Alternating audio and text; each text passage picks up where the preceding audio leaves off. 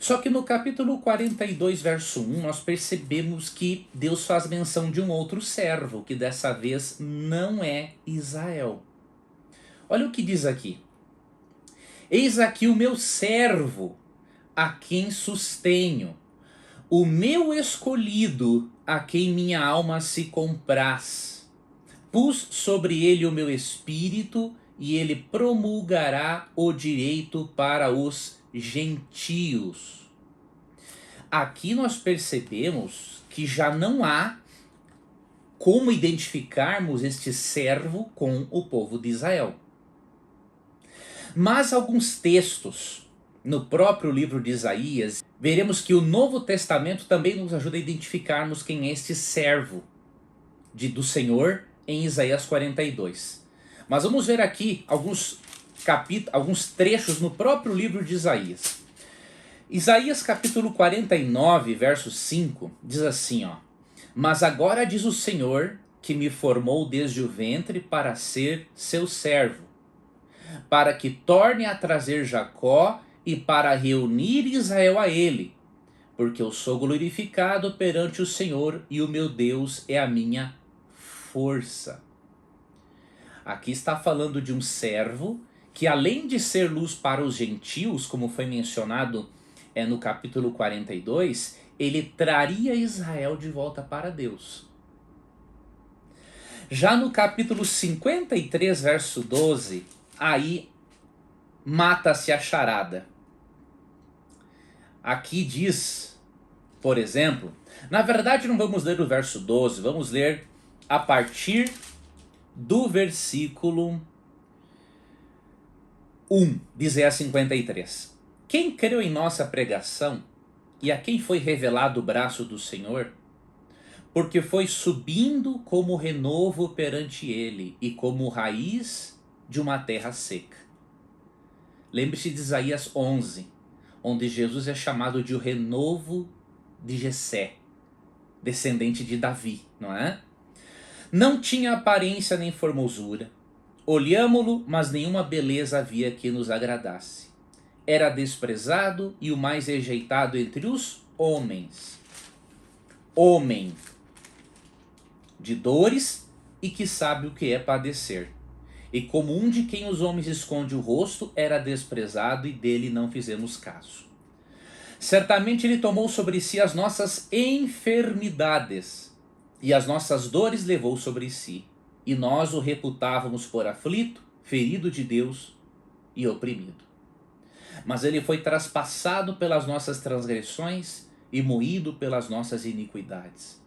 O castigo que nos traz a paz estava sobre ele, e pelas suas pisaduras fomos sarados.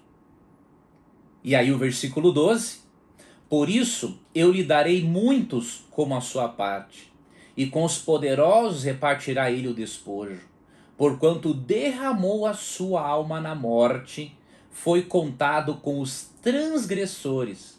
Contudo, levou sobre si o pecado de muitos e pelos transgressores intercedeu.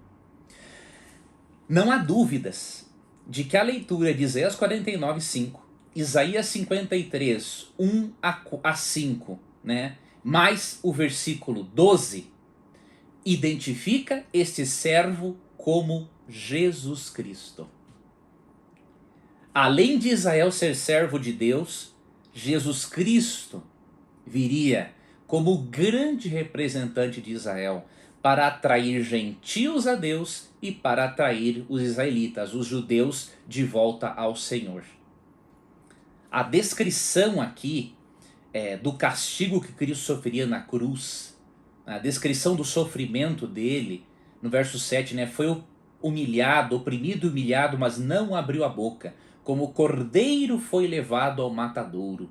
Né? João 29, João Batista diz que Cristo é o cordeiro de Deus que tira o pecado do mundo. Então este servo que aparece diversas vezes no livro de Isaías, né, ele é o Senhor Jesus Cristo. Ou seja, com 600, 700 anos antes, Isaías estava profetizando a primeira vinda de Cristo. E que Cristo é este servo e este servo sofredor de Isaías 53, porque ele sofreu pelos nossos pecados, nós podemos ver de forma mais clara quando lemos Isaías 42, 1 a 7. Quando lemos esse texto e o comparamos com Mateus 12, 15 a 21, para vermos como que Mateus, um autor judeu e inspirado, interpretou esse texto. Isso é importante. Então o que diz Isaías 42, 1 a 7? Vamos ler. Eis aqui o meu servo, a quem sustenho, o meu escolhido, a quem minha alma se compraz. Pus sobre ele meu espírito, e ele promulgará o direito para os gentios. Então, primeiramente, este servo falaria sobre o direito, sobre a justiça, sobre Deus, também para os não israelitas. Agora, olha o verso 2. Não clamará, nem gritará, nem fará ouvir a sua voz na praça. Não esmagará a cana quebrada, ou seja, não vai nem fazer barulho. Nem apagará a torcida que fumega, ou seja, não vai chamar a atenção de ninguém. Em verdade, promulgará o direito. Não desanimará, nem se quebrará, até que ponha na terra o direito, e as terras do mar aguardarão a sua doutrina. Assim diz o Senhor, assim diz Deus, o Senhor, que criou os céus e os estendeu, formou a terra e tudo quanto produz, que dá fôlego de vida ao povo que nela está, e o espírito aos que andam nela. Eu, o Senhor, te chamei em justiça, tomar-te-ei pela mão e te guardarei e te farei mediador da aliança com o povo e luz para os gentios, para abrires os olhos aos cegos, para tirares da prisão o cativo e do cárcere os que jazem em trevas. Não há dúvida, mesmo que ainda não leiamos o Novo Testamento, que a descrição aqui clara é de Cristo. Faltando uns 600, 700 anos para Cristo nascer, Deus previu como que Cristo seria e como seria o ministério silencioso do Messias divino. E por que silencioso? Porque Cristo, ele veio para proclamar a justiça de Deus, revelar o caráter de Deus, e ele não veio com o objetivo de fazer um show ostensivo para chamar a atenção dos outros. Ele não queria poder político e nem implementar uma política popular ou um movimento militar. O texto é claro em dizer, não é, que não clamará, nem gritará, nem fará ouvir a sua voz na praça. Ou seja, o ministério de Cristo seria algo para chamar a atenção de quem quisesse ser salvo. E não para fazer barulho, simplesmente para Deus aparecer. E você vê que Mateus interpretou esse texto como uma referência a Jesus. E aí não tem dúvida alguma, não é, de que os autores inspirados entenderam muito bem o livro de Isaías. Então, Mateus capítulo 12, vou ler para você aqui os versículos 15 a 21, que dizem assim: Mas Jesus, sabendo disso, afastou-se dali.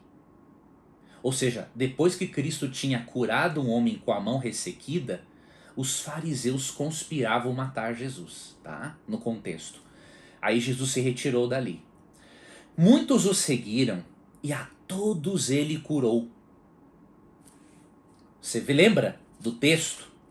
Que eu vou voltar aqui em Isaías 42. Aqui foi dito no capítulo 42 o seguinte, ó: para abrir-lhes os olhos aos cegos, para tirar da prisão do cativo e do cárcere os que jazem em trevas. E no capítulo 53, não é, verso 4, ele tomaria sobre si as nossas enfermidades. Cristo curou as pessoas. Então veja, o Messias divino teria esse ministério.